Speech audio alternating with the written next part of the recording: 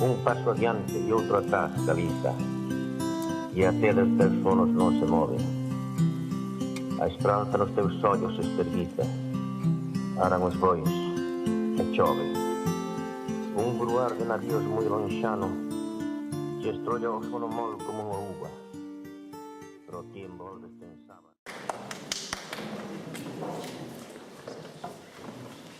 Hola, boa tarde. Bueno, as miñas raíces son daqui. Eu non sabía, non coñecía a Díaz Castro hasta que me puxeron o poema de Penélope Diaz. Para min, mezclar os mitos cos sentimentos sempre vai ter especial importancia. Nese mesmo tamén xoga o meu primeiro poema. As dúbidas de Xudit. Unha resposta a unha explicación que eu non podía dar de outra forma que non fora en verso.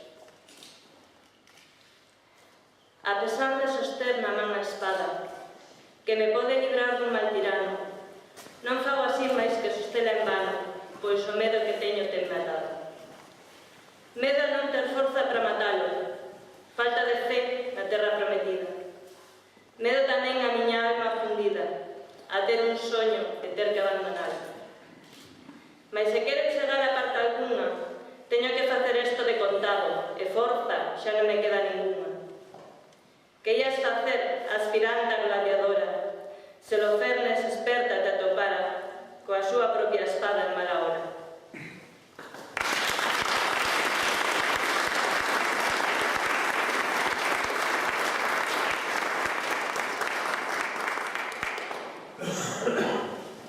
O segundo poema chamase Feitizo de luz de lúa.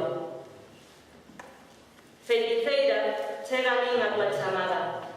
Xogas agachadas coa lúa e reclama o meu lado máis salvaxe.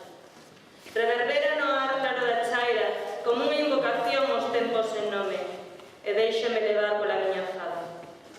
A miña pel esvara entre as penas e volvome loba para entregarme a ti nunha danza telúrica baixo o doce embruxo da luz da lúa.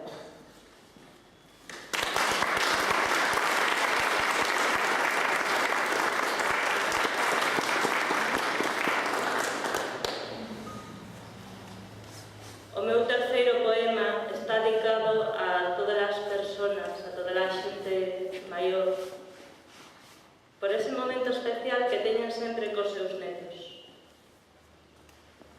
Chámanse Son mans de vello. Que miras, pequecho?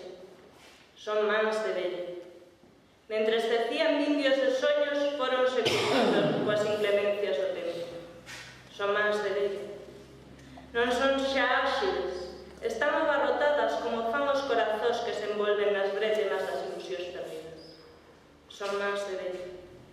Xa se marcan nas veas telarañas sen senso que sinalan as decisións erradas nos cruces dos camiños. Son mans de vello.